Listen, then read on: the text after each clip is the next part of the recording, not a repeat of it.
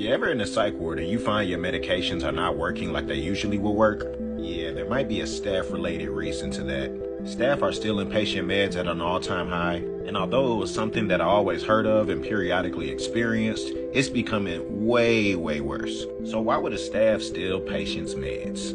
Perhaps this story will give you a reason. I used to work with this nurse who came in as a new hire. We didn't really have much male nurses. I think maybe one for midnight shifts, but other than that, we didn't have any male nurses. We brought this guy on. Well, I'm not gonna say we, because I don't claim that. But he came in, he was nice and all agreeable like most new hires that don't want to shake the table when they come in. But then after like his second week, if that, he started acting real different and funny. So he would sit at the same computer tucked away in the corner of the nurse's station. And anytime anybody came in there, because there was a second computer, he would act funny, like repositioning himself and like exhaling, getting up all extra fast and finding something to do as soon as somebody walked in there. And my petty behind, I ain't even gonna lie, just to test to see if this was the case, I was just minding my business, seeing that he was chilling in there, big chilling for 20 plus minutes. Soon as I walk my behind in there, he getting up. And you know, this dude was maybe about 6'3", 6'4", maybe like 320 pounds. So he was moving that weight around and he was shoved in that corner. I'm surprised he didn't pick a more open spot. I'm like, what could you be doing over there? But then he would be taking extra long in the med room counting meds before he had to hand them out for patients before bed. I took a notice to that. Other nurses took a notice to that. And one of the nurses stepped up and was just like, hey man, you know what's going on? You good in there? He was very defensive, dismissive, but not like overtly to where you're like, it's kind of just like, no. I'm still getting used to counting the meds and everything like that. Well, what do you think? Like, is that like a bad thing? Is there a certain amount of time limit I'm not supposed to spend in here? Like stuff like that, where it's like, relax, you're good, but side-eyeing you if you catch my drift. So after he passed his meds, there were 2 patients that came back out about an hour and a half later that know their meds, know what they take and everything, claiming that, you know, can they see what meds they're taking or what's going on because they don't feel anything? Can they ask the doctor to up the dosage? Like, they're looking to be problem solvers. They didn't blame anything. And so this would become a repetitious thing. It happened like 4 or 5 times before staff finally caught on that, yo, is this dude stealing meds? So he was taking their meds and then he was replacing it with aspirin. And not only did he steal their meds, he was taking it while at work. Insane work.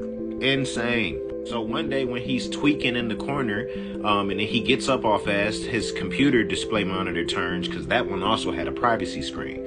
And it like exposed some type of live stream game that he was, I don't know what this man was doing, some type of game that he was playing that had to keep up with and keep it running in the background while he pretended to do his work. And it wasn't until one of the patients that knew their meds and knew how things should work and were very anal about what they get, like said, nah, something's going on, made a huge fuss about it, and then finally an investigation was launched. During these situations, you're supposed to be very serious with a follow-through method and everything that you're supposed to give to people that steal meds, because this is a huge problem in liability. Funny enough, he had came from a methadone clinic that he used to work at, and he would do the same thing over there.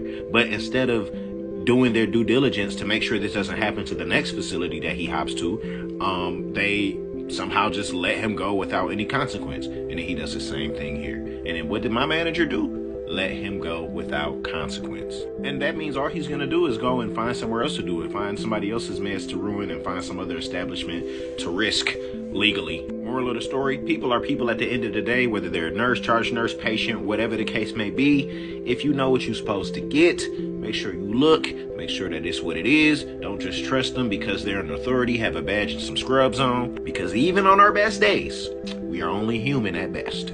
Thank y'all for tuning into this story. Also, I will be going live at 7 p.m. answering all of you guys' questions that you left me in the DMs that I can't get into, or the hundreds, thousands of comments that we've gotten, even on the Viral video. Y'all got questions about the women in the FBI. Y'all want to know how to work in a psych ward. Y'all got questions for me personally. Y'all have stories that y'all want to share. If y'all want to do that, go ahead and send me an email with your question or with your story to jpsychwardstories@gmail.com. I'll be reviewing them, and then when we go live and kick it for some time, I will present it, and then the whole community can offer their insight and everything like that, or we can just read it to read it and have fun and connect and whatnot. So this is something I want to try and figure out if this is a good method of us to continue to interact. So pull up, got some of y'all registered already, and we're gonna have a good time. Catch y'all on the next story.